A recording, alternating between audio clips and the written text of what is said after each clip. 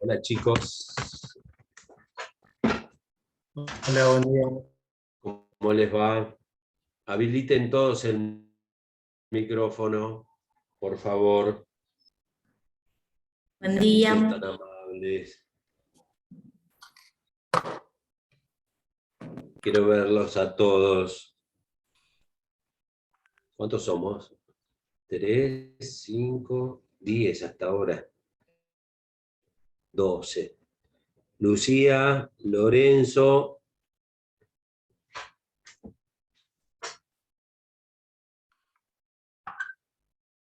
Con Agustinone, después con vos tengo que hablar en privado. Así que pasame tu teléfono y conversamos.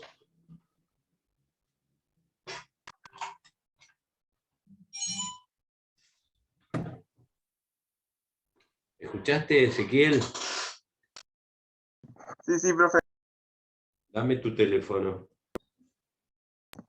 Después te mando un mensaje por el grupo de WhatsApp, si querés. Bueno, porque estuve viendo tu examen, ¿eh? Y no estabas aprobado. No estás aprobado. Así que después lo conversamos. Tu examen eran 4 respuestas bien y 6 respuestas mal. Así que te comento para ratificarte en la nota del oral. Bueno, chicos, en primer lugar, bueno, Diego, estuviste el otro día en la charla de la presentación del libro, si no me equivoco, ¿no? Diego Di Marco. Sí, ¿Eh? estuve, fue con un amigo. ¿Y qué te pareció? La verdad, bastante interesante, me gustó. Me gustó. Obligaciones es una materia que la verdad me gustó de entrada y no me pareció difícil, no me costó y me gustaba mucho sentarme. O sea, no me era una dificultad sentarme a leerla, como tampoco es contratos. Entonces, la verdad que bastante interesante.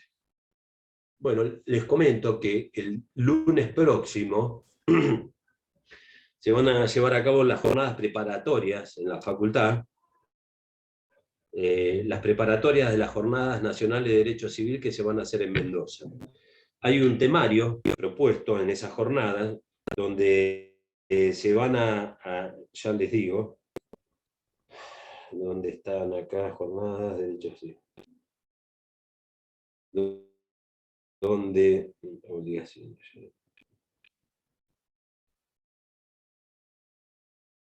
Donde se van a tratar, nunca fueron, ¿no?, a unas preparatorias, nunca saben lo que son las jornadas nacionales y demás, de derecho civil y demás. ¿Tienen idea de eso? No, ¿Eh? yo no. Nunca ¿escucharon hablar de ellas alguna vez? ¿De lo que son las jornadas nacionales?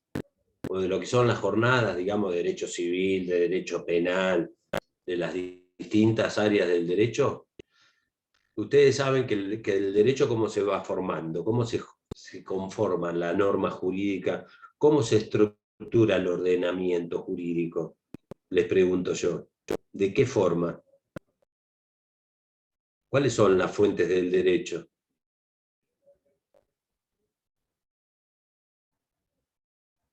¿No saben? Liberen todos los micrófonos. Es la ley, la jurisprudencia, la doctrina, Muy bien. las costumbres, todo eso. Exactamente. La doctrina y la jurisprudencia, ¿sí?, son formadores, fuente directa del derecho. Uno de los medios a los cuales se expresa la doctrina y es fuente directa del derecho es precisamente a través de estos encuentros de jornadas académicas, ¿sí?, donde se hacen a nivel nacional, donde intervienen todos los juristas de cada materia y donde se debaten temas puntuales y donde se va creando toda la doctrina.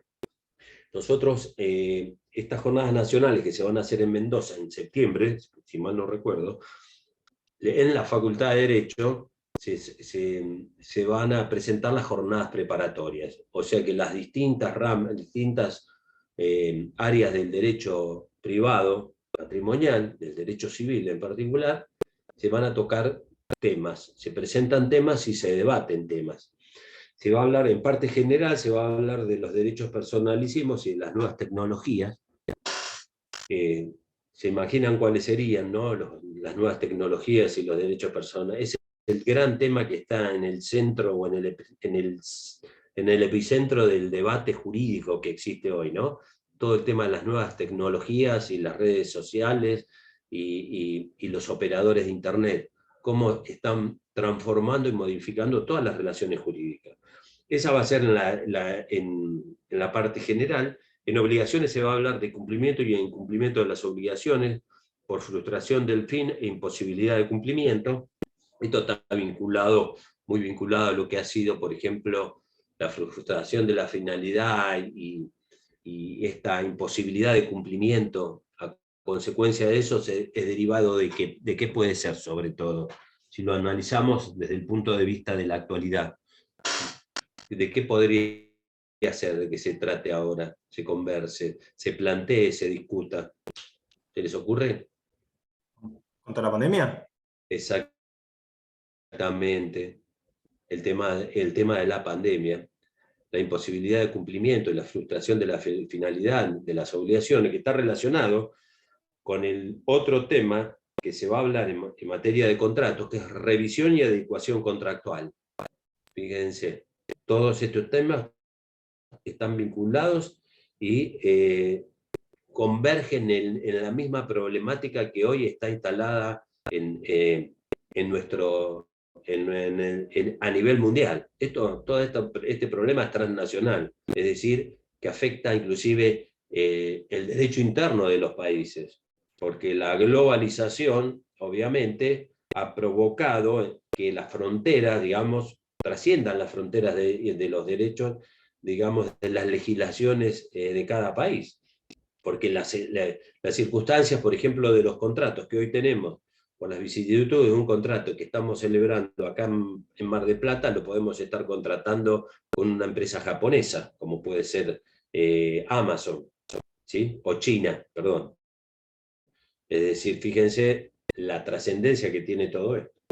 Después, eso se va a hablar en el derecho de daño, se va a hablar de la responsabilidad derivada de la pandemia, la función preventiva del daño, y en el derecho del consumidor se va a hablar de los principios del derecho del consumidor, o sea, el conjunto de principios y reglas que hay en el ámbito del derecho del consumidor, cómo juega, y en todo el sistema, ¿no? Porque una cosa son los principios, que son las bases rectoras de todo un sistema, de un ordenamiento, y por otro lado están las reglas, que las reglas son ni más ni menos que las normas jurídicas.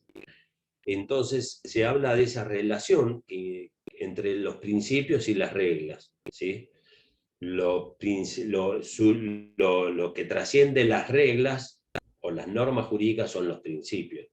Y esto va concatenado o va a ir relacionado con los artículos 1 y 2 del Código Civil nuestro, que habla del diálogo de fuente, un tema que está muy en boga y que realmente es la llave del derecho público y de la interrelación entre el derecho público y el derecho privado.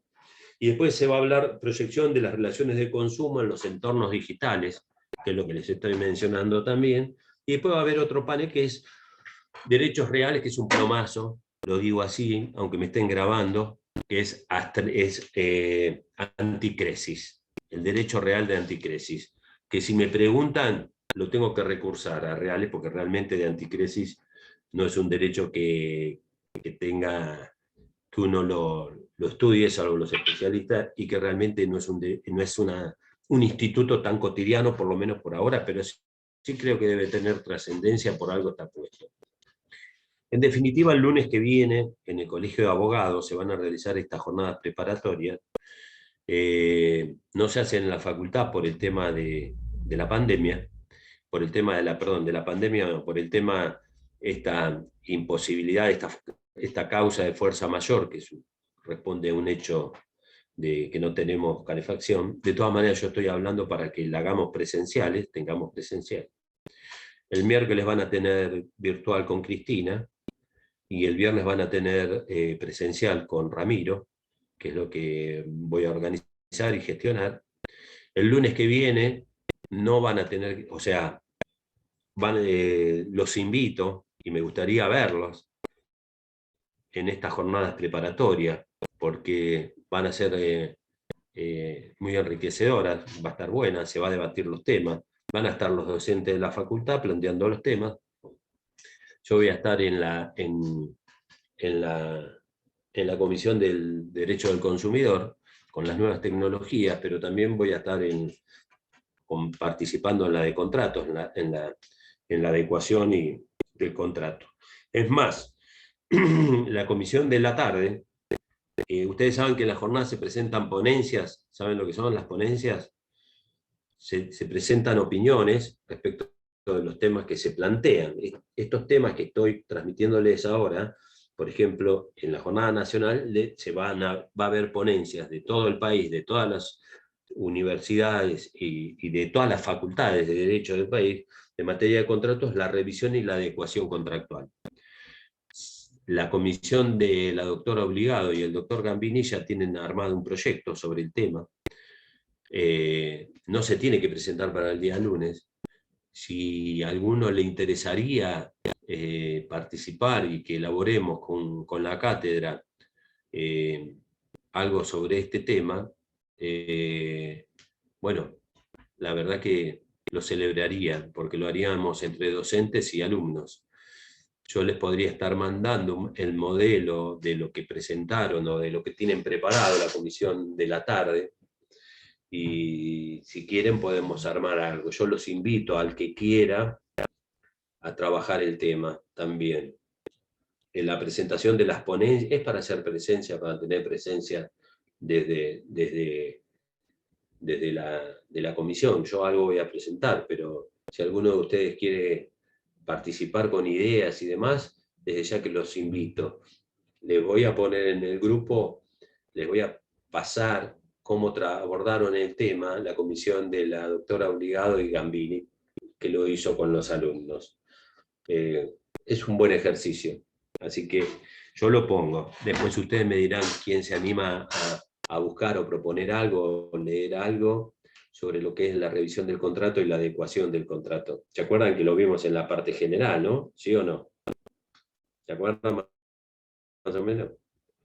Bueno, no los voy a meter en el compromiso ahora, pero se los voy a proponer para que lo vean. Y si alguno tiene la inquietud de escribir, ¿no?, algunas líneas, de ver y hacer alguna aporte, desde ya está invitado. Esto, digamos, lo tenemos que tener más o menos en 10 días, calculo yo. 10 días, 15 días. Así que la propuesta está. Conmigo van a tener presencial, este miércoles no, el otro miércoles van a tener conmigo presencial. Yo prefiero presencial porque la verdad acá le miro las caras, pero nadie abre la boca. Le digo que desactiven los micrófonos y nadie lo desactiva. Así que es lo mismo que me gusta que escucharlos, que dialoguen. ¿Hasta acá está claro, chicos? ¿Alguna pregunta? ¿Se animan a hacer algo? Yo sí, Sí, profe. yo se los voy a poner en el grupo de WhatsApp. Yo les voy a poner en el grupo de WhatsApp para que lo vean, ¿está? Para que lo tomen de referencia. Y me encantaría que este grupo algo aporte, o que nosotros de esta comisión aportemos algo. ¿Está? Los invito y estaría buenísimo.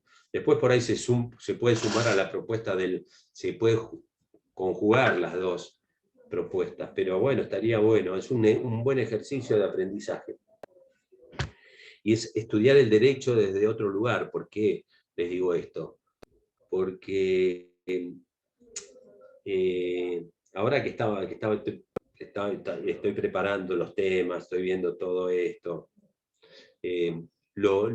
uno lo mira más científicamente, porque las clases, por ejemplo, acá, yo hoy les voy a hablar del contrato de fianza. Así habíamos quedado, ¿no? Creo que era fianza. ¿Es así? Si no interpreto mal. Vamos a hablar del contrato de fianza, le voy a dar las pautas generales del contrato, pero a veces lo lindo es verlo en la dinámica de lo concreto. Y justamente en las jornadas se habla de esa dinámica concreta, ¿sí?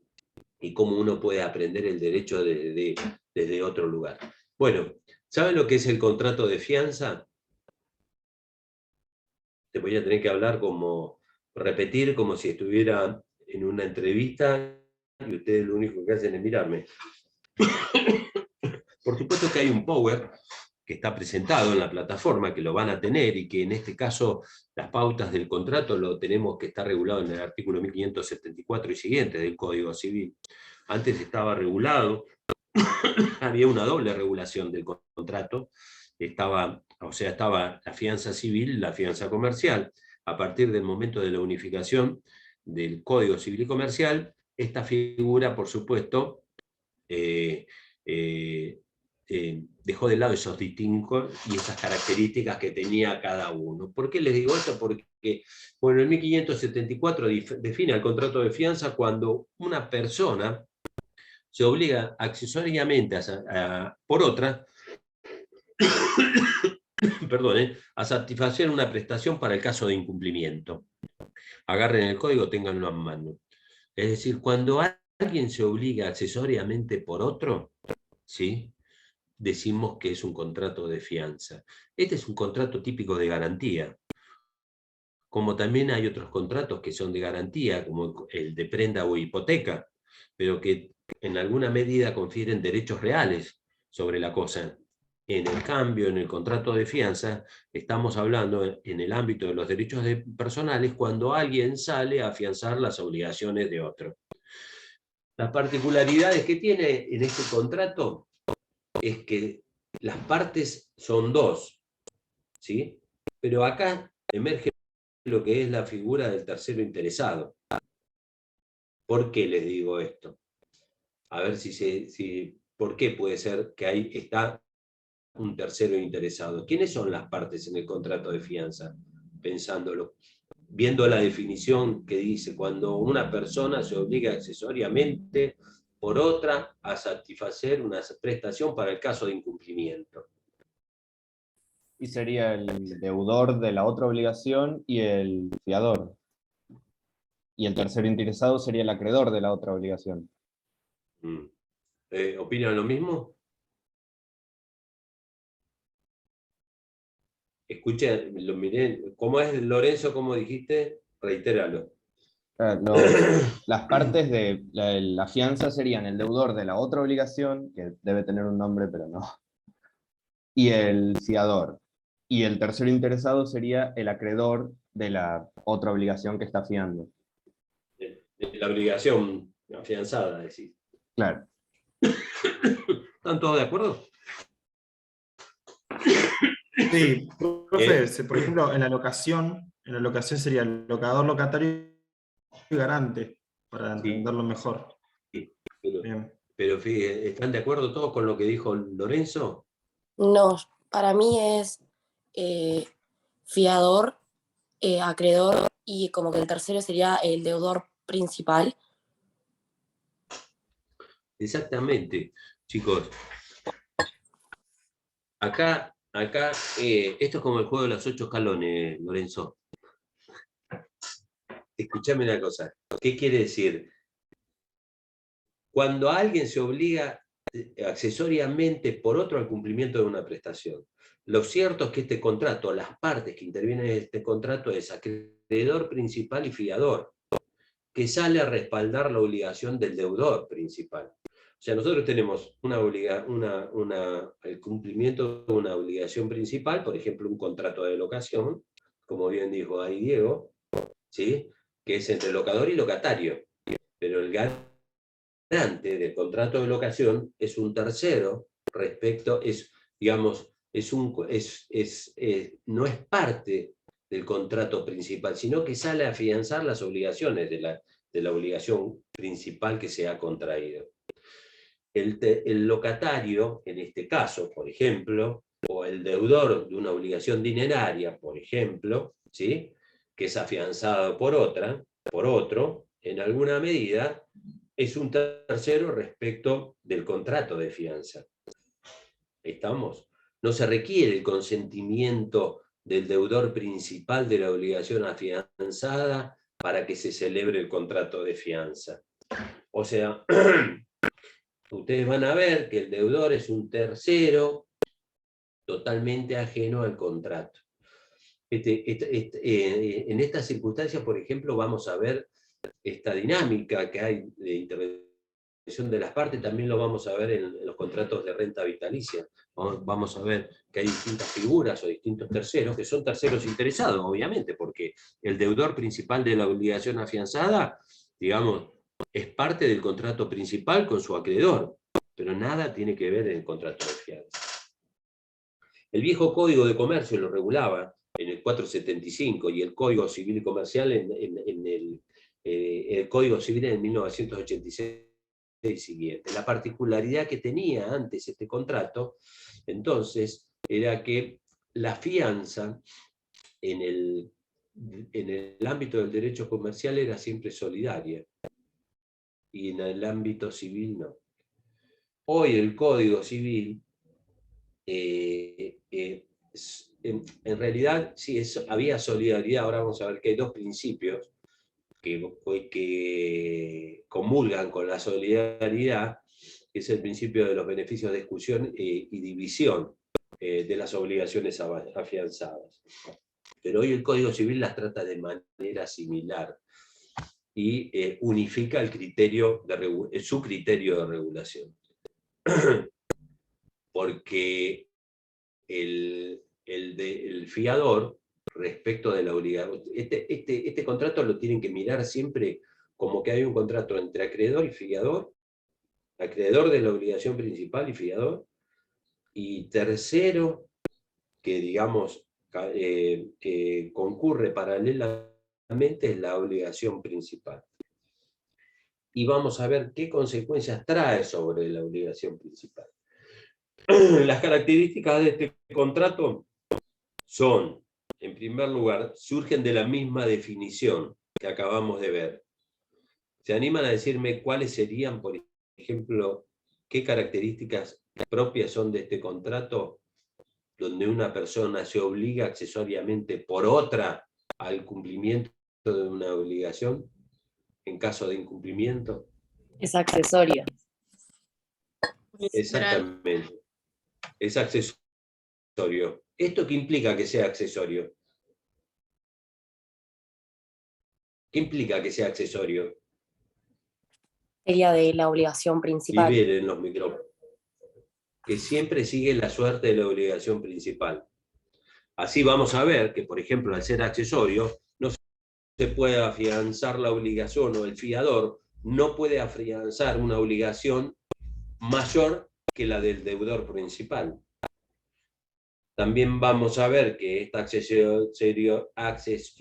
accesoriedad determina que la extinción de la obligación principal, ¿sí?, va a extinguir este mismo contrato. Vamos a ver que también el fiador puede oponer todas las defensas que tiene el deudor principal respecto de su acreedor, inclusive las propias. Pero esto es lo que determina el carácter de accesoriedad de la... ¿Qué más? ¿Qué más me pueden decir? Es accesorio, es un contrato de garantía, ¿es así o no? Desde la función económica y de la seguridad, que es un contrato de garantía. ¿Qué otra característica más me pueden decir de este contrato?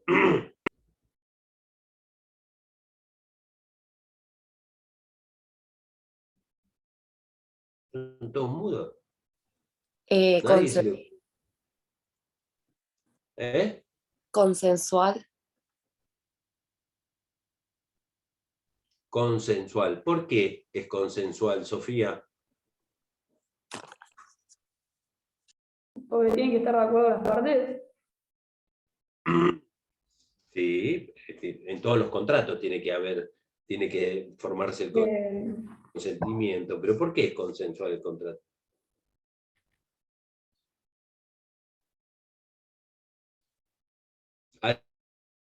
¿Alguien me puede decir por qué es consensual? No Catalina. Me encanta porque veo los nombres de ustedes. ¿Por qué es consensual? Me lo tendría que estar tirando así, a boca de jarro, al tiro, como dicen los chilenos. Lucía. ¿Es porque la obligación nace de las partes?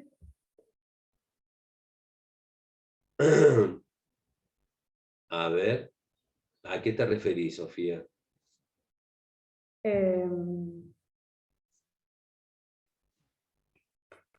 No sé cómo explicarlo. Bueno, pero eso es ¿Cómo? está bien, ese es un error nuestro, no de ustedes. Porque no me puedan precisar qué es el carácter consensual del contrato. Cuando vieron, ustedes vieron clasificación de los contratos, ¿sí o no? Fíjense, vieron clasificación, no le da, o sea, es un tema menor, y sin embargo no lo es. ¿Por qué? Porque un contrato, ¿cuándo va a ser consensual? Antes, en el antiguo régimen de Vélez, ¿sí? Había contratos reales y consensuales. ¿Qué quiero decir con esto de que había contratos reales y consensuales? Que vamos a hablar del contrato si es consensual, que es lo que estoy buscando, donde lo puse. No es que estoy buscando un contrato consensual acá. ¿No son todos los contratos consensuales? Sí, Eran- pero fíjense, pero ¿qué significa esto? Hoy la tendencia, en el nuevo régimen, ¿sí? Se tiende al consensualismo. Pero yo les pregunto, perfecto, ¿quién dijo eso? ¿Quién lo dijo? Yo. Levante la mano. Bien, Lucía. Perdón, Pero fíjense una cosa, tenemos que dar una clase de consensualismo. Hoy la tendencia del derecho, con la unificación del Código Civil y Comercial, todos los contratos son consensuales. ¿Por qué? Porque antes existían contratos reales, algunos contratos eran reales y otros consensuales. ¿Esto qué significaba? El consensualismo, que el contrato se perfecciona por el simple acuerdo de voluntades. A partir de que surge el consentimiento, oferta y aceptación, nace a la vida de derecho, produce los efectos jurídicos la voluntad del contrato. No es necesario la entrega de una cosa. ¿Está claro? El simple consentimiento provoca y produce efectos, perfecciona el acto, hace nacer a la vida del derecho el contrato. Antes había contratos reales, como por ejemplo el de mutuo o el de comodato. ¿Qué significaba esto de mutuo o de comodato? Que el contrato se perfeccionaba más allá del consentimiento de las partes cuando yo le entregaba la cosa para que la use en comodato. Y yo le decía a Miley, te voy a prestar mi casa, y te presto mi casa a partir del 1 de julio, y Miley me decía, bueno, teóricamente ya hay un consentimiento contractual, es así, ¿no? Le hago la propuesta, y hago la oferta, y está la aceptación. Pero ese contrato no producía efectos jurídicos hasta que yo no le entregara la casa para que la usara en forma gratuita. El contrato de mutuo era un contrato real también.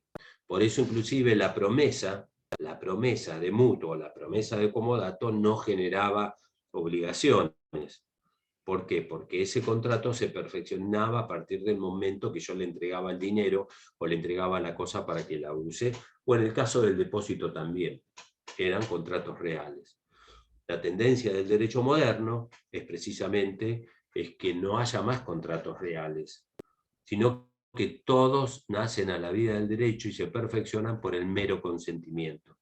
¿Y saben por qué desaparece del sistema en el ámbito de los contratos, los contratos reales?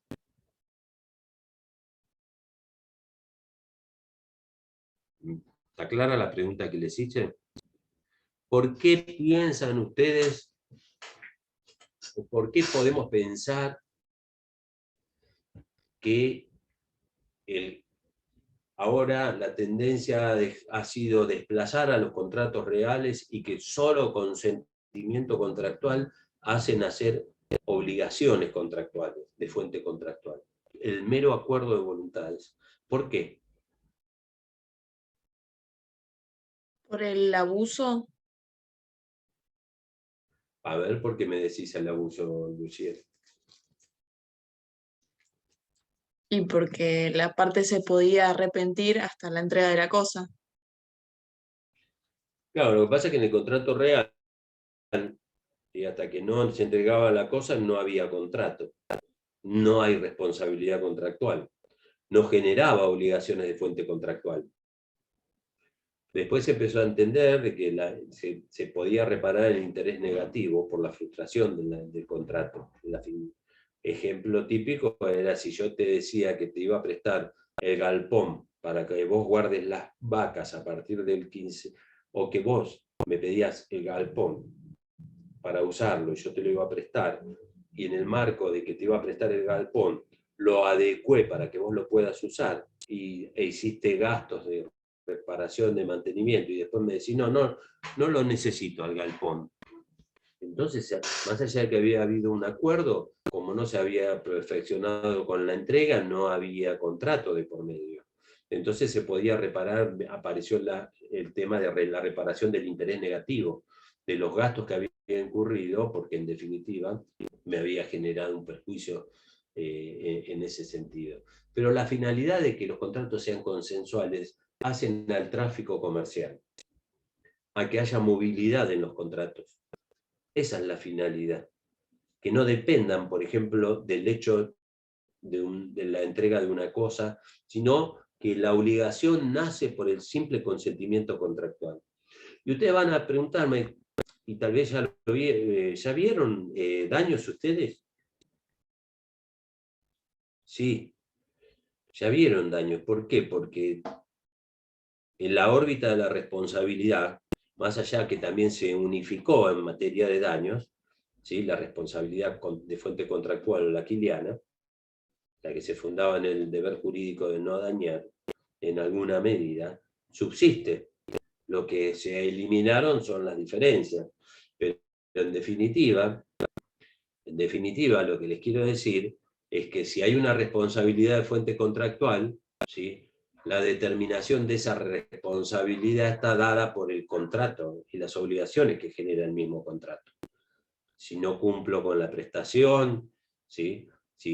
O la cumplo defectuosamente, y las obligaciones contraídas en el contrato, bueno, en el ámbito de la responsabilidad contractual voy a poder reclamar lo que se ha concertado a través del negocio. Pero bueno, esto da lugar para muchísimo más, pero lo que quiero decirles, porque fíjense cómo les hago hincapié, el tema después si uno está tomando examen, y volvemos y decimos, bueno, ¿por qué es consensual? Y no me lo pueden decir.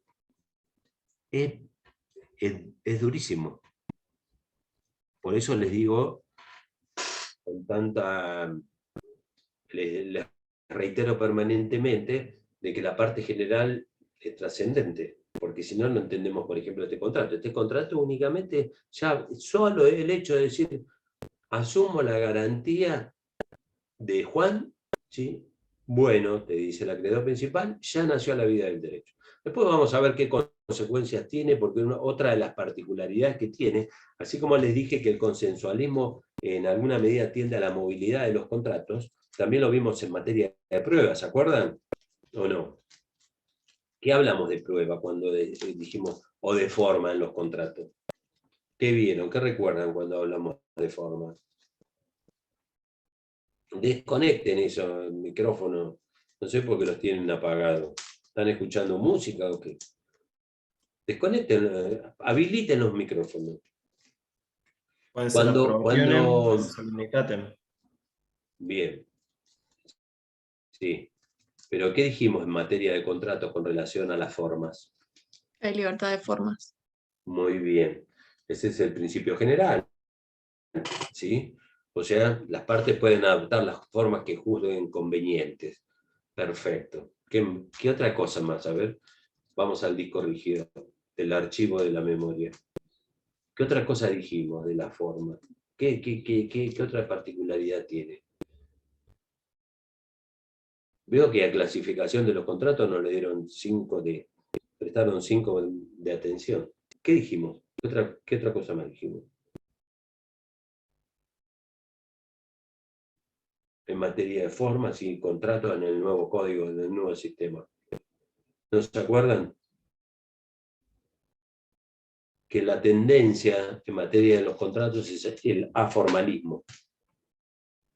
La tendencia es que todos los contratos no sean formales. ¿Por qué dijimos que no sean formales los contratos? Pregunto. Porque prima la voluntad de las partes, ¿o no? No, porque vamos a... Obviamente, que ser todos por escrito, por escritura pública.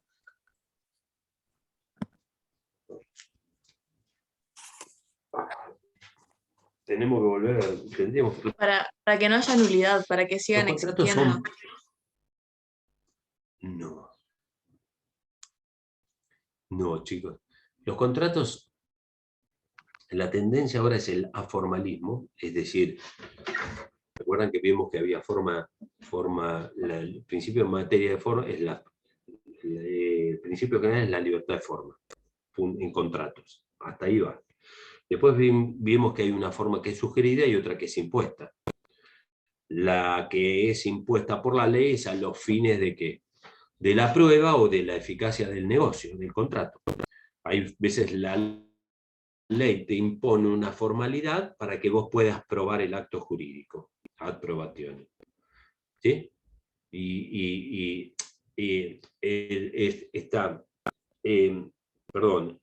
La forma impuesta es cuando la sugerida es sobre todo cuando es ad probationem, es decir, yo te sugiero que lo celebres por escrito, porque si no, no me podés probar este contrato. La otra formalidad es la impuesta por la ley, ¿sí?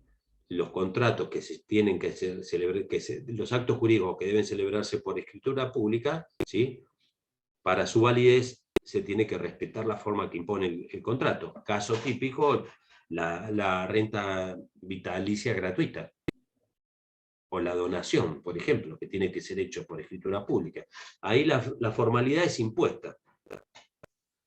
Que te impongan las formas, en alguna medida, también hace el negocio pesado. Por eso la tendencia a que los contratos no necesariamente se tienen que celebrar por escrito.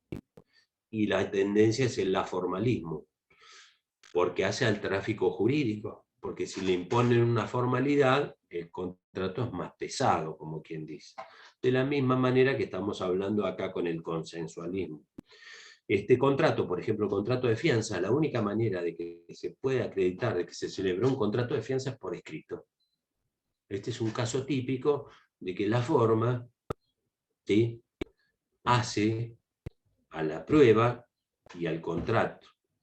Yo puedo celebrar un contrato de fianza con no garantizar con otro, está bien, pero si no lo hago por escrito no puedo probar de que Pedro se obligó por otro.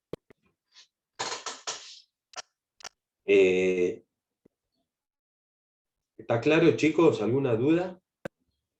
Pero fíjense, porque acá, yo tengo el Power acá a la vista, ¿no? Ustedes lo van a tener en la plataforma también. Pero el tema no es memorizar lo que nos dice el Power. El tema pasa porque lo podamos comprender y que absorbamos los conceptos. Eso es lo más importante. Porque esto está en el código. Lo que yo estoy hablando, parte está en el código, pero interpretar el consensualismo, interpretar la forma, o interpretar los principios que hacen a los contratos, no están en el código, están en la doctrina, están en los libros. Bueno, otra de las características es un contrato nominado, es un contrato gratuito que puede ser oneroso o gratuito, según, ¿sí? Porque ustedes saben que hoy por hoy se pueden contratar seguros de garantía, ¿sí o no? Es formal y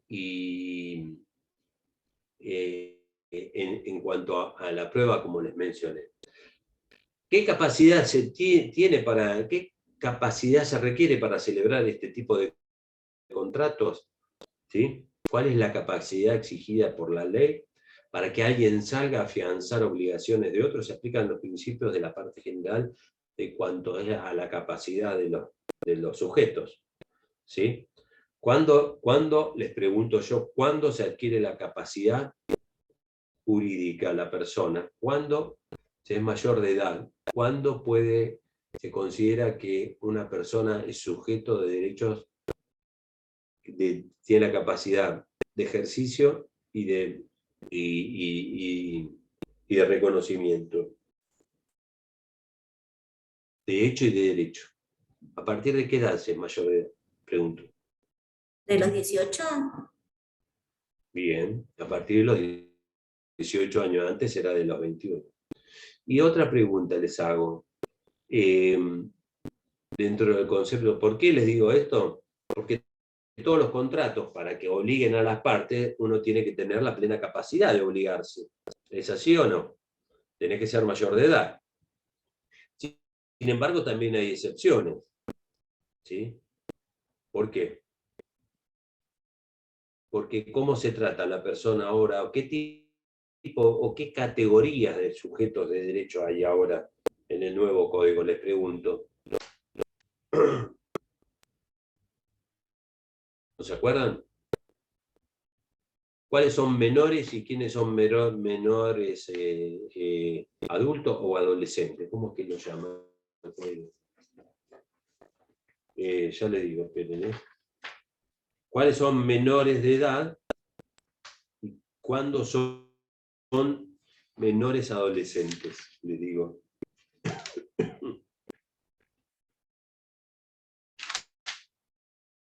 ¿No era desde los Sí. 16 hasta los 18 que puedes llegar a tener algún tipo de capacidad para contratar, pero no plena como a los 18 años? Ahora la particularidad que tiene, para que tengan idea, chicos, el menor de edad es el menor de 13 años. De 13 a 18 años habla de menores adolescentes. Eso lo deben haber visto en parte general, pero bueno, está en el código. Ahora de 13 a 18 años se habla de menores adolescentes. Y ya a partir de los 13 años, bueno, inclusive antes de los 13, al menor de edad, en las cuestiones de familia tiene tanta importancia y se lo escucha como al menor adolescente, o más inclusive que al mayor de edad. De los 13 a los 16 años, el sujeto de derecho ya puede hasta disponer o se va a respetar la voluntad en tanto y en cuanto de determinadas decisiones que pueda adoptar. Pero los menores de edad, emancipados, pueden celebrar contratos, pueden contraer obligaciones, para que tengan una idea. Cuando se emancipa uno, está la emancipación legal y la emancipación dativa. Emancipado es que uno adquiere pleno ejercicio de sus derechos por decisión de los padres que lo emancipen, ¿sí? O porque en forma legal, por ejemplo, se casan antes de los 18 años. ¿Está claro? En este caso, en este contrato, vamos a ver de que, por ejemplo, los menores emancipados, los menores adolescentes emancipados, no pueden afianzar obligaciones. Es un supuesto típico de restricción legal. Pero el menor emancipado puede celebrar contratos, puede adquirir derechos y obligaciones, pero como en el caso de la fianza, no. Dice, el fiador no puede, se aplican las reglas generales se requiere, digamos, el 1576 especifica en qué casos y en qué supuestos se requiere la capacidad, ¿sí? Incapacidad del deudor, ¿sí? El fiador no puede excusar su responsabilidad en la incapacidad del deudor. ¿Por qué? Porque inclusive uno sale a afianzar obligaciones de un tercero. Si yo asumo el compromiso de afianzar la obligación de un menor de edad adolescente, después no puedo alegar la incapacidad del deudor principal para sustraerme el cumplimiento de una obligación. Me estoy quedando sin voz, necesito agua. ¿Qué es lo que se requiere? Dice, se requiere la capacidad necesaria para adquirir derechos y tomar préstamos. No pueden los menores emancipados, los administradores de bienes de corporaciones tampoco pueden afianzar las obligaciones de sus corporaciones, los tutores curadores, los administradores y demás. Entonces el principio en materia de... Ustedes fíjense que en cada contrato que vamos viendo, vamos a ir viendo los caracteres del contrato, los sujetos, cuál es el objeto y cuáles son las obligaciones. Esa es la estructura que abordamos en cada uno de los contratos que estudiamos a partir de ahora. Se pueden afianzar todo tipo de obligaciones, así lo prevé el artículo 1577, que dice pueden ser afianzar toda obligación, actual o futura, incluso la de otro fiador, o sea, ser co-fiador o fiador del fiador.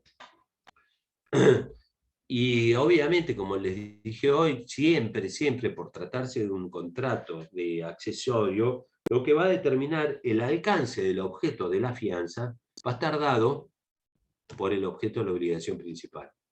¿Está claro?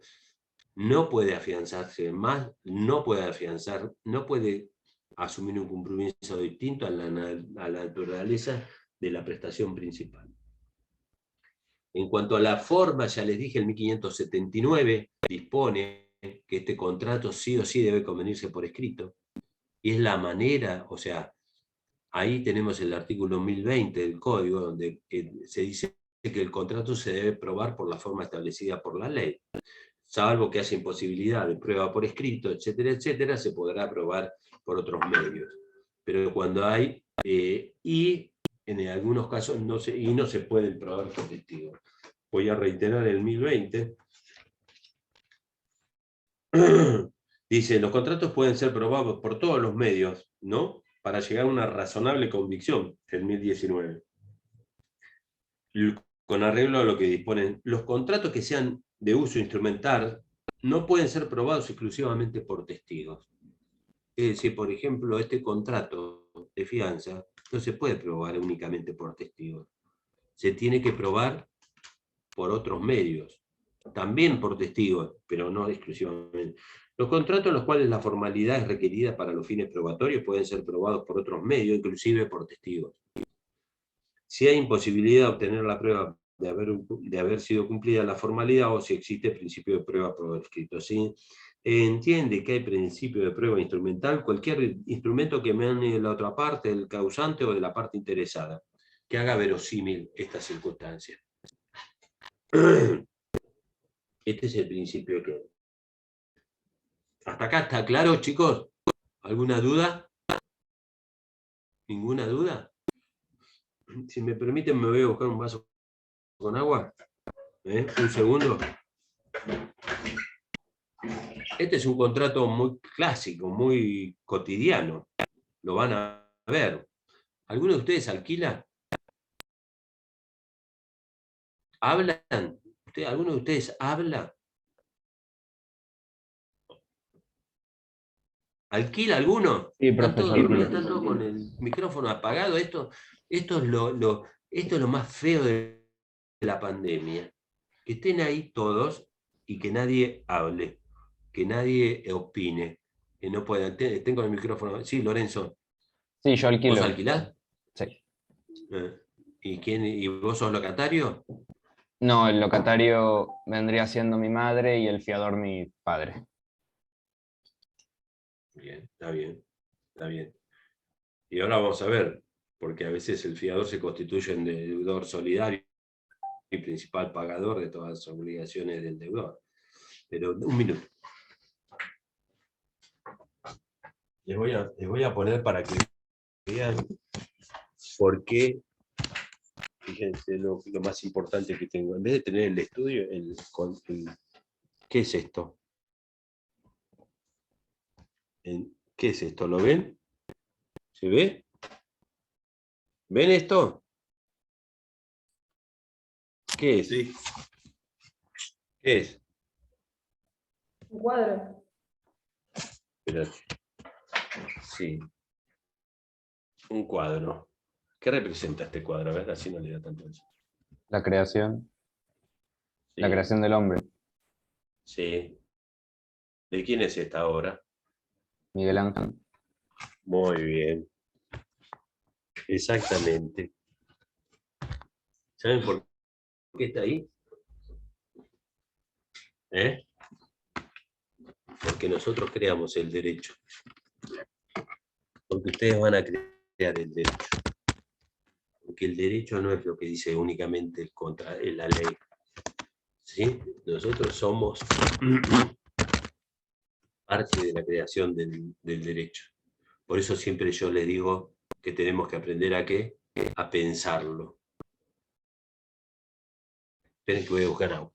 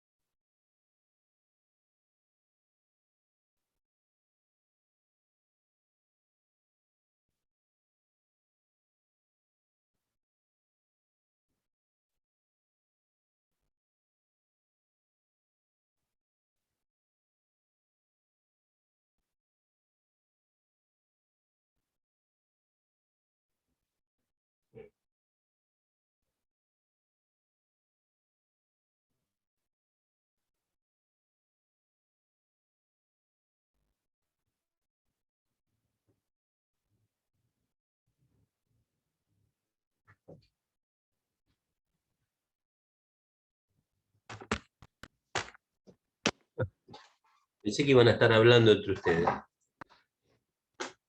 Bueno. ¿Seguimos? ¿Vieron algo de esto antes de hoy? Pregunto. ¿Vieron algo de este contrato? ¿Eh?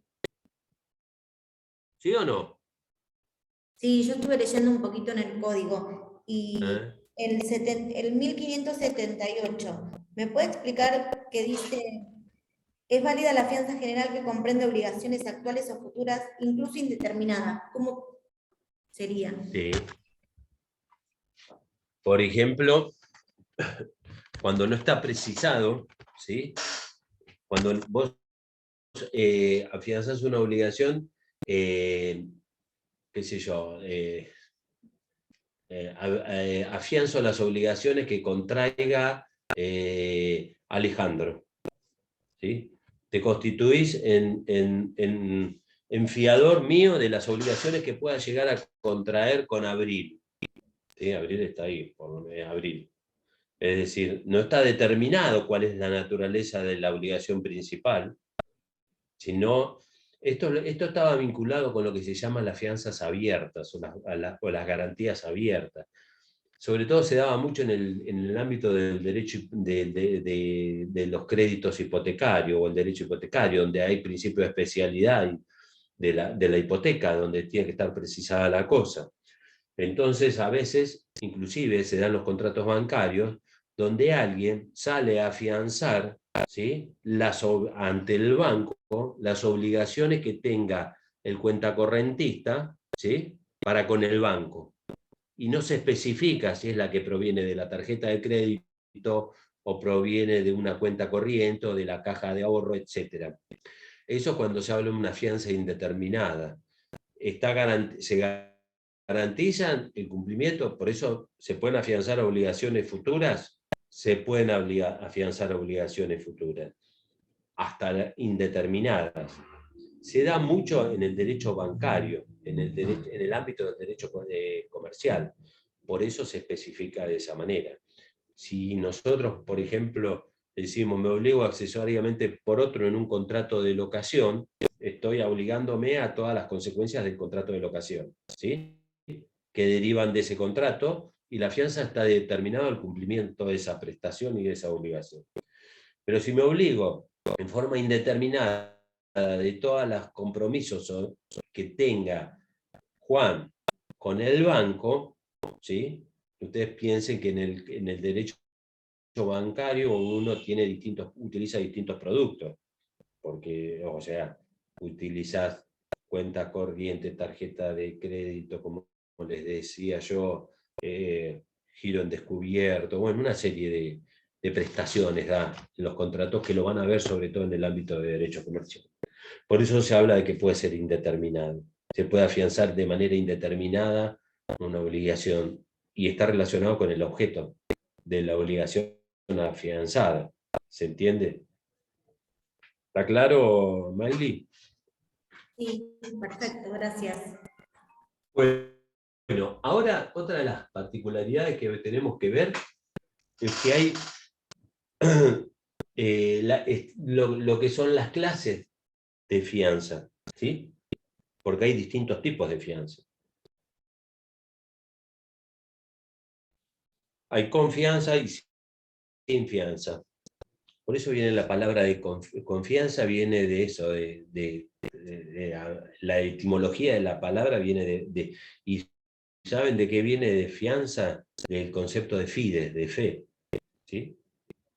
Pero nosotros hoy por hoy, hasta ahora vimos, en el marco del contrato, vimos la obligación, el contrato de fianza, pero este tipo de fianza, ¿sí? Que vimos sus características, ¿cómo la podríamos llamar o calificar o clasificar? Si hay distintas clases de fianza.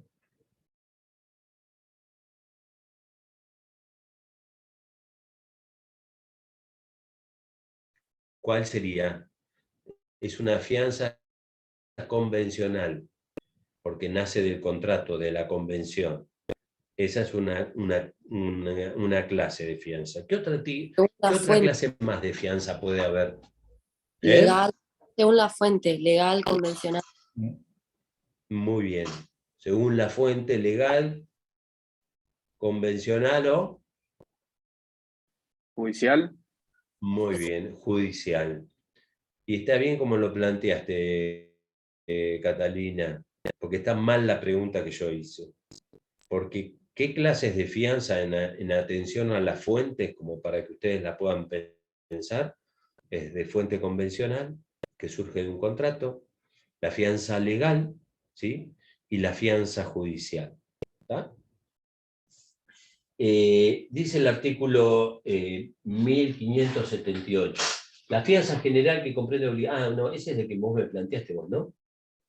Indeterminado en todos los casos debe precisarse el monto. Está bien. Esa era la duda que vos me habías planteado.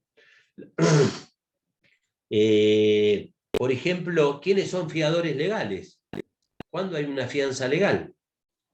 ¿O cuándo una fianza judicial? Les pregunto a ustedes.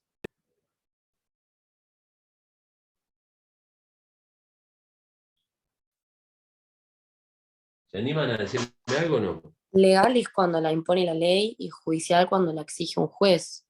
Muy bien. Dame un caso legal, la fuente es legal, o sea, la ley. ¿Se les ocurre algún caso Los de padres con fianza los hijos. legal? Exactamente.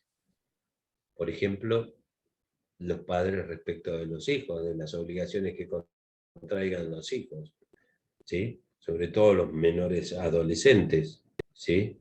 Aunque en el caso de los mayores de 16 años ya también pueden contraer obligaciones propias. Pero ese es un caso, la fianza legal. La fianza judicial es la que determina la justicia, sobre todo se da en el ámbito en el ámbito del derecho, en el derecho penal, ¿sí? Pero también en el ámbito del derecho civil, ¿sí? Por ejemplo, cuando uno solicita una medida cautelar, está lo que se llama la contracautela, o la fianza que tiene que proveer el que solicita una medida cautelar. Esas son, digamos, en cuanto a las fuentes de la fianza. Pero también hay otras clases de fianza, ¿sí? La fianza simple y la fianza solidaria. Eso en cuanto a los efectos que genera o las obligaciones que genera. Porque el fiador simple, ¿sí?, goza de dos beneficios que están en la ley y que están en los artículos 1583 y 1584, que es el beneficio de exclusión y el beneficio de división.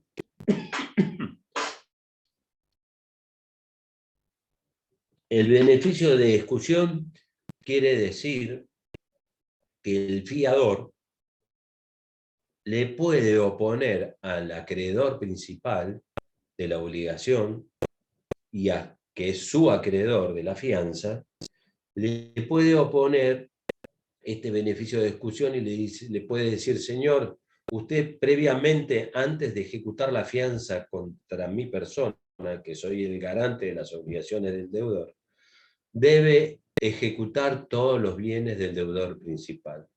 Una vez que haya ejecutado la deuda y escutido todos los bienes del deudor principal, recién podrá tomar medidas, ¿sí?, de acción directa sobre los bienes propios.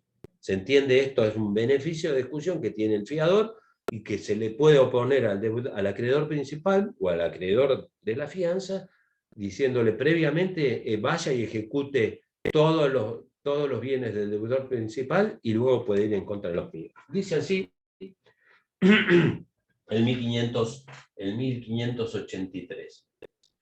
El acreedor solo puede dirigirse contra el fiador una vez que haya escutido los bienes del deudor. Si los bienes escutidos solo alcanzan para un pago parcial, el acreedor solo puede demandar al fiador por el saldo que hubiere quedado, ¿sí? Las excepciones a este beneficio son, ¿sí?, que el deudor principal sea presentado en concurso o quiebra, es una excepción, es decir, si el acreedor principal va directamente contra el fiador, ¿sí?, el fiador no va a poder oponer el beneficio de exclusión si el deudor principal de la obligación entró en concurso o quiebra.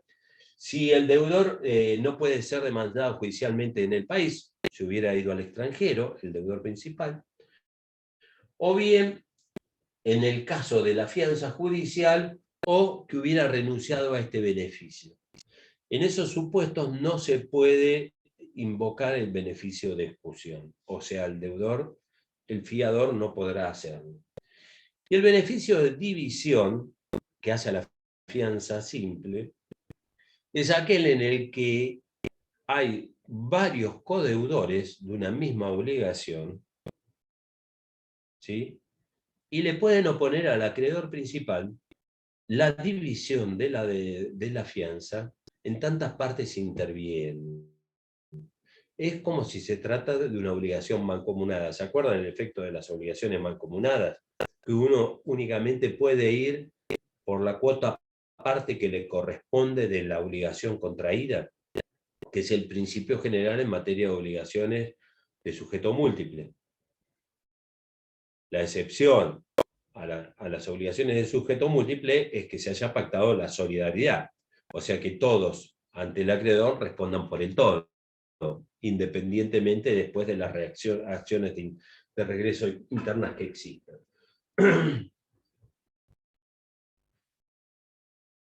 Dice el 1589.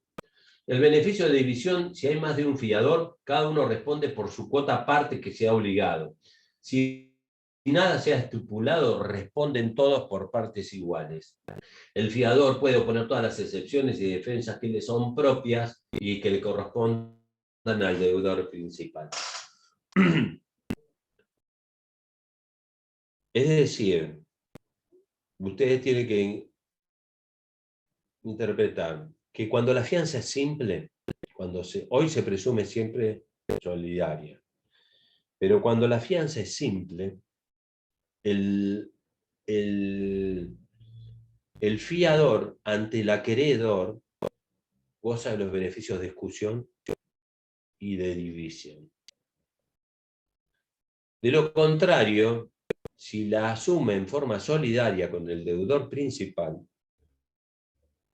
implica la renuncia a estos beneficios y el acreedor podrá ir directamente contra los bienes del fiador sin necesidad de ir a discutir los bienes del deudor principal y podrá demandar el totum de la deuda independientemente que haya más de un fiador. O sea, ejecutarla por el todo, reclamar el total de la deuda y no la cuota parte. Pero acá tenemos que distinguir un concepto, porque una de las características que tiene la fianza, y creo que a ver si está bien especificado, la fianza, más allá de que se presuma solidaria,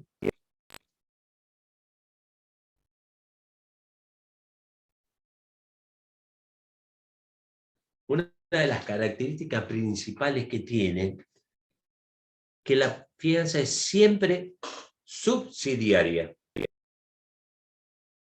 El principio de subsidiariedad de la fianza, que no es lo mismo que solidaridad en la fianza.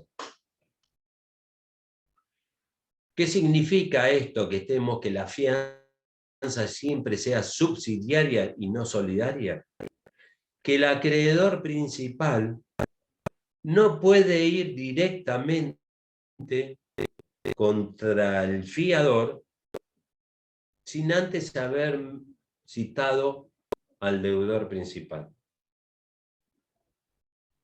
Es decir, que para ejecutar la fianza, el acreedor principal tiene que citar al deudor de la obligación principal. El acreedor debe citar al deudor y recién después podrá ejecutar la fianza.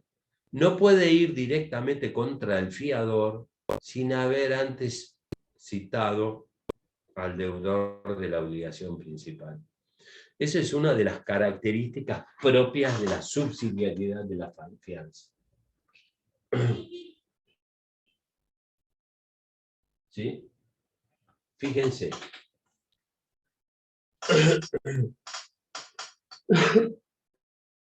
A ver si está acá. Beneficio de división. Efectos. ¿Sí? El fiador que cumple... bueno.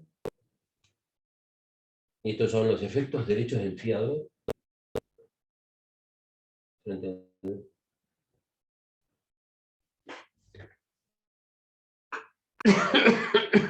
¿Está claro esto? Subsidiariedad no es lo mismo que solidaridad. Son dos principios distintos. ¿Sí? Por más que haya una fianza solidaria, yo haya asumido como garante del locatario todas las obligaciones, como deudor principal, pagador de todas las obligaciones, y fiador, etcétera, etcétera, está bien. Soy fiador, soy garante de la locación, pero siempre debe requerirse también al deudor principal el cumplimiento de la obligación. No puede tomar medidas directas sobre el fiador en tanto y en cuanto no haya sido convocado el deudor principal. ¿Qué derechos tiene el fiador? Dice el 1594, el fiador tiene derecho a obtener el embargo de todos los bienes del deudor u otras garantías, por ejemplo. ¿Sí? Por ejemplo, en el caso de que el demandado, si le es demandado judicialmente el pago, si vencida la obligación el deudor no cumple, si el deudor se ha obligado a liberarlo en un tiempo determinado y no lo hace, si han transcurrido 5 años, este es un plazo de caducidad de la fianza, en el cumplimiento de la obligación afianzada, excepto que hubiera un plazo mayor, por ejemplo, si el contrato de locación por 8 años y no por 5. Si el deudor asume los riesgos a los propios del giro de sus negocios, disipa sus bienes o los da en seguridad de otras operaciones. El deudor también pretende ausentarse del país, etc. Fíjense, el fiador va a estar legitimado y va a tener causa suficiente para tomar medidas de acción directa contra el fiador, contra el deudor principal, en resguardo digamos, del propio patrimonio. Si el comportamiento del deudor principal tornare posible de que no fuera a cumplir con la obligación asumida frente a su acreedor, el fiador podrá demandar estas medidas preventivas en el resguardo de su propio crédito. ¿Contra quién? Contra el deudor principal, aunque no tenga una fuente convencional, porque el fiador no ha celebrado un contrato con el deudor principal, ¿se entiende? Sin embargo, puede tomar medidas preventivas, ¿sí? Porque el comportamiento, obviamente, lo peor que nos puede pasar en la vida es salir de garante de alguien, ¿eh? Piénsele 250 millones de veces. Pero si uno viera que su fiador, que el deudor principal empieza a asumir comportamientos tales que tiendan a presumir que va a insolventarse o que no va a poder cumplir con la obligación principal, etcétera, etcétera, el fiador podrá tomar medidas precautorias en ese sentido, que son medidas preventivas en resguardo de la obligación principal. Si hay cofiadores, el pago de uno de ellos de la obligación principal, ¿sí?, determina las acciones posteriores de regreso, e inclusive el fiador que paga y desinteresa al acreedor principal, ¿qué es lo que opera respecto del deudor cuando el fiador paga? ¿Qué instituto puede operar en este caso que lo vieron en obligaciones? Si el fiador paga toda la deuda y desinteresa al acreedor principal, ¿qué figura se da? Están todos cansados. Pero, ¿No ¿qué es la, figura se da? Ya termino. ¿Eh? ¿no es la subrogación? Sí. Tienen que empezar a hablar con más certeza para convencer. Opera la subrogación. Vos tenés que decir así, porque como abogados, el día de mañana, nosotros tenemos que convencer. No le podemos hablar al otro. Y puede ser, no. Decilo. A lo sumo te dirán está mal. Pero decir, la subrogación, opera el pago con subrogación, implica esto que ¿qué? Que el fiador se convierte en el acreedor principal de la obligación y puede ejecutarla al deudor principal. Se subrogan los derechos. Este es un caso típico de subrogación legal también. El pago con subrogación, que es legal o convencional también, de fuente legal. Porque automáticamente queda subrogado en todos los derechos de lo que hubiera, abonado con frente a la... Bueno. ¿Hasta aquí está claro, chicos? Lo último que vamos a ver es la forma de extinción. ¿Cómo se extinguiría este contrato? Por el cumplimiento. Lo precisa el artículo 1596, ¿no? El principio general, la fianza se extingue por el cumplimiento de la obligación principal, ¿sí? Se puede extinguir por todas las formas normales de extinción de las obligaciones, ¿sí? Absolutamente por todas, por transacción, compensación, novación y demás.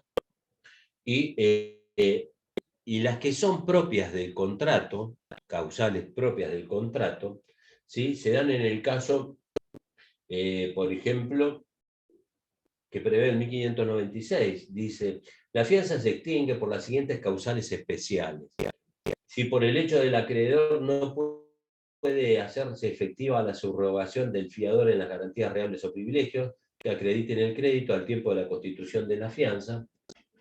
O sea, ¿por qué hay? Acá no es que hay un cumplimiento, hay un desinterés del acreedor. No es lo mismo el cumplimiento del deudor, sino que por el hecho del acreedor no se puede hacer efectiva la subrogación y no tomara todas las medidas preventivas de su crédito. ¿Está claro? En ese caso, el fiador le puede oponer en alguna medida la extinción de la fianza. ¿Por qué? Porque no toma medidas de preventiva o de acción directa contra el deudor principal y lo tengo que asumir. Lo va a tener que asumir. ¿Por qué lo va a tener que asumir el propio fiador? Si se prorroga el plazo para el cumplimiento de una obligación sin el consentimiento del fiador, este es el caso típico en el vencimiento del contrato de locación. Un contrato de locación vencido que continúa el locatario en la ocupación del inmueble, ¿sí? La fianza tiene que ser renovada por escrito. Si no es renovada, se extingue automáticamente la fianza.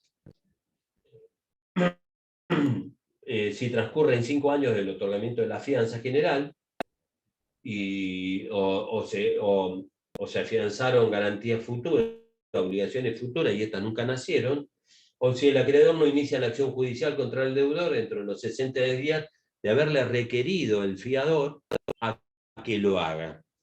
Esto en virtud del principio de subsidiariedad. A este inciso D, el artículo 1596, le pueden poner al lado o escribir subsidiariedad a la fianza.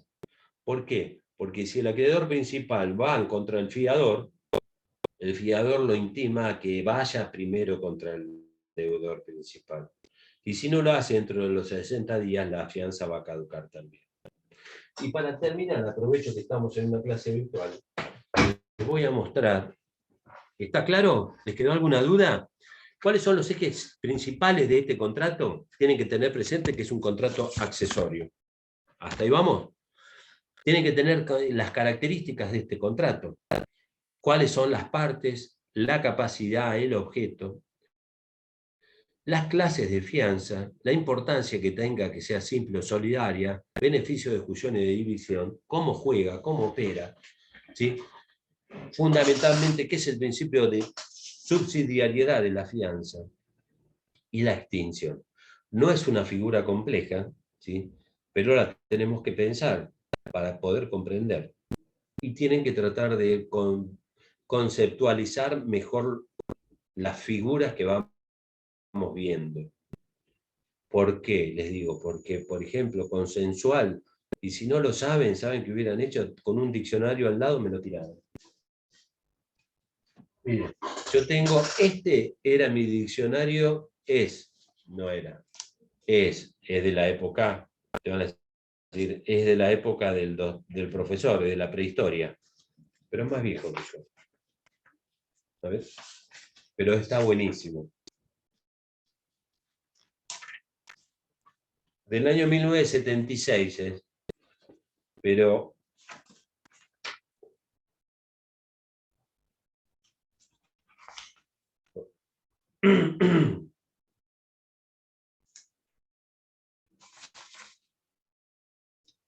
una cosa, ¿eh?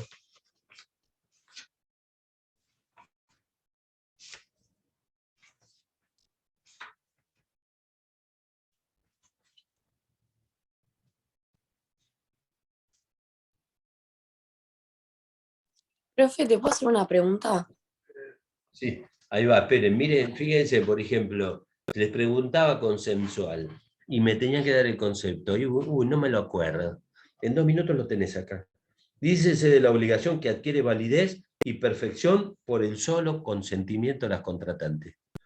Ustedes están estudiando algo, no me acuerdo, sí, ya sé lo que es decir consensual, y de golpe no te lo acordaste. Vas, agarrás en un diccionario jurídico y en 2 minutos tenés los términos. Como consolidación de conceptos y para que también vayan adquiriendo lo que es el vocabulario jurídico. Y otra de las cosas, ahora vamos con la pregunta, ¿eh? Miren, este era mi código de, a ver si se ve algo. Este era el código mío de cuando yo estudiaba de Vélez. Esto es locación. Fíjense esta hoja. Todos, ¿ven? Estaba todo escrito. El código habla. Lo pasás por donde lo pasás. Estaba todo escrito. Está. ¿Ven? Le decía notas marginales. Y le agregaba. Y le agregamos. porque el código tiene que hablar también, porque es una manera de consolidarlo. Esto a mí por lo menos me dio resultado. No quiere decir que lo tienen que hacer ustedes, pero no está mal. Decime, Catalina. Sí, que habíamos visto que el fiador puede obligarse por lo mismo o menos que el deudor principal. Y en caso de que lo haga por menos, la parte que no terminó de cumplir, ¿sigue siendo el deudor principal el que debería Por responder? Pero supuesto.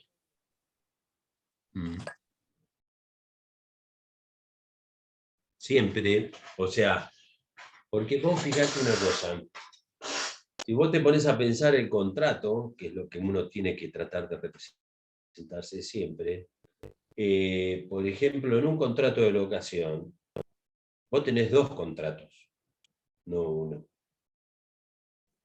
Por un lado tenés el contrato entre el locador y el locatario.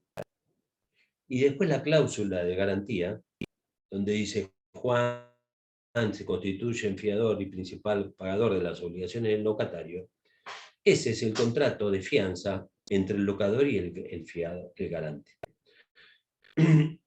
Ese es un caso que se da normalmente cuando hacemos los contratos de locación, ¿sí o no? Pero también hay contratos de garantía que son independientes y donde dice que Pedro se compromete a afianzar la obligación contraída por Luis hasta la suma de 10.000 pesos. ¿Está? Y resulta que Luis tomó un compromiso por 20.000 pesos. El acreedor de mi obligación como fiador me puede exigir únicamente hasta los 10.000 pesos. El día de mañana, con relación a la obligación principal, únicamente podrá ir hasta qué monto, por el saldo de la obligación pendiente. ¿Se entiende esto? Y es más, si analizamos la deuda o la obligación principal, más allá, fíjense las consecuencias de la vicisitud del contrato, más allá de que el fiador hubiera pagado la mitad de la deuda, de la obligación ante el acreedor, respecto de la obligación principal y de lo que debe el deudor principal, sigue debiendo lo mismo, con la diferencia que le va a cambiar el acreedor. ¿Es así o no? ¿Por qué? Porque el fiador se subroga en los derechos del acreedor. La obligación principal se mantiene íntegramente vigente según las circunstancias del caso, obviamente. Puede ser que el acreedor le haya cobrado el 50% al deudor principal y el otro 50% al fiador, pero respecto de la obligación principal que ha sido afianzada, todavía queda pendiente de pago el 50%. y puedo tener Al fiador que se... es No sé la si está misma. claro lo que les digo. ¿Está claro lo que les digo? Sí. ¿Entienden lo que les estoy diciendo o no? No me digan con un loro que sí, después comprenden lo que les quiero decir. Que tenemos que ver que la obligación principal es totalmente ajena, no es que es totalmente ajena, ¿sí? Es distinta a la obligación que genera el contrato de fianza. Si bien está vinculado, ¿sí? Es distinta. Las vicisitudes de este contrato muchas veces se van a propagar, obviamente. Pero el deudor principal, si no pagó, él sigue debiendo el dinero. Puede ser que haya sido desinteresado el acreedor, pero sigue debiendo. Sí, ¿Y puedo tener dos fiadores en la misma obligación? sí, sí, por eso dijimos que puede haber cofiadores, por eso está el beneficio de división, puede haber dos o más fiadores, por eso está el beneficio de división, en caso de que hubiera varios fiadores, bueno, cada uno va a responder en principio por la cuota parte que le corresponda. Puede ser que uno responda por el 70 y el otro por el 30. Si nada se dice, cuando salen como cofiadores, si nada se dice en ese sentido, se entiende que responde cada uno por el 50%. Ustedes van a ver en los contratos de locación de inmuebles, muchas veces se piden una fianza doble. Se piden dos, con garantía real o propietaria. ¿Está, chicos? ¿Les quedó alguna duda? Profe, una consulta.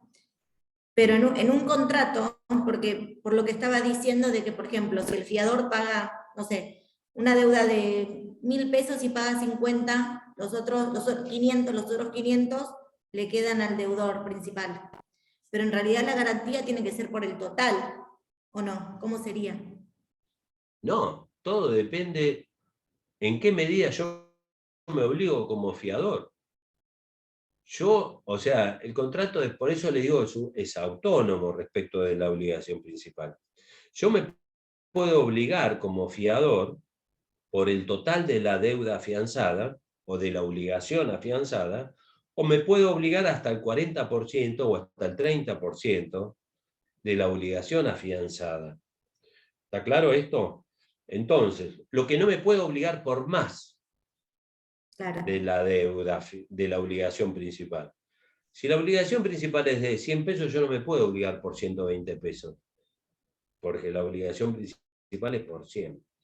Lo que nada quita que yo salga de garante, pero respondo hasta tal punto, hasta X monto o hasta... Pero siempre el límite es el importe de la obligación principal.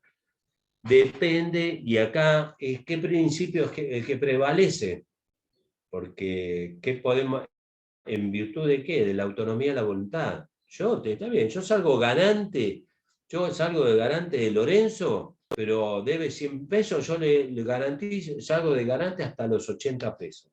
Los otros 20 pesos que se arregle por su cuenta. Y el acreedor puede decir que sí, o le puede decir, no, tráeme otra garantía que se obligue por el total. ¿Está? Bien, no es, claro, no es que el acreedor sí o sí se tiene que cumplir el 100%. Puede aceptarlo como no. Pero yo, Bien. pero el acreedor, cuando tiene una obligación principal, un préstamo de dinero, un mutuo, ¿sí? Diego te va a prestar a vos 100.000 pesos. Y Diego dice, bueno, mira, Miley, está bien, yo te voy a prestar 100.000 pesos, pero quiero que me garantices el cumplimiento de la deuda. Entonces, vos le ofreces a Diego, le decís, bueno, mira, te ofrezco, qué sé yo, mi sueldo. Él te dice, no, yo con el sueldo no, porque el sueldo únicamente puedo ir hasta un 20%. No, dame una garantía personal. Bueno, está bien, me llamás a mí. Alejandro, mira, Diego me presta 100.000 pesos, necesito una garantía. ¿Me podés salir de garante? Entonces yo te digo, bueno, mira, yo te garantizo, yo puedo salirte hasta la mitad de la deuda que contraes. Obviamente que vos, deudora que vas a tomar esa obligación, le decís a Diego, mira, te ofrezco a Alejandro de garantía hasta el 50% de la deuda. Diego te puede decir, bueno, está bien, la quiero. O no, Miley, tráeme uno que te salga por el total de la deuda de garantía. Porque en realidad, en este contrato de garantía, el que intermedia en el contrato, generalmente, ¿quién es? El deudor principal, que tiene que salir a buscar un garante, y el acreedor le va a decir, ¿me satisface o no me satisface esta garantía? ¿Está? Así es como opera en la realidad. Bueno, hoy tenemos las garantías que se compran, las garantías que te ofrecen, ¿sí? Que bueno, que ahí es oneroso el contrato y demás, pero en definitiva, cuando vos hablás del tema, también pasa cuando se hace una garantía, una fianza, o sea, fianza un monto indeterminado de obligaciones futuras, por supuesto. Eso se da mucho en el derecho empresario, en los contratos de empresa, o en los de tarjeta, en los de contratos bancarios, como yo les mencionaba. ¿Ah? ¿Alguna duda?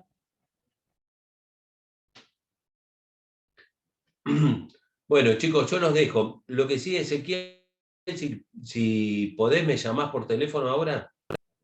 Dale, ahora Chicos, te llamo. ¿alguna duda les quedó? ¿No? No. Bueno, espero que el lunes próximo, si pueden ir a las jornadas en el Colegio de Abogados, están invitados. También están invitados a que tiren unas líneas sobre el tema que les propongo y que se los voy a mandar por WhatsApp, lo voy a poner en el grupo. ¿Está? Como para que vean cómo se hace una presentación y demás. Y si algunos se animan a tirar algunas líneas, obviamente que tienen que ir a los libros, buscar y hacer, la verdad que me daría mucha satisfacción porque la estaríamos presentando con ustedes. ¿Estamos? Profe, ¿Listo? profe, el lunes, en el Colegio de Abogados, ¿a qué hora es? Yo les voy a poner en el grupo a qué hora es. Bien, Pero va a excelente. estar bueno, chicos. Aquellos que tengan interés va a estar bueno porque es una manera de aprender el derecho. Chau, chau. Los veo el lunes. Chao, profe.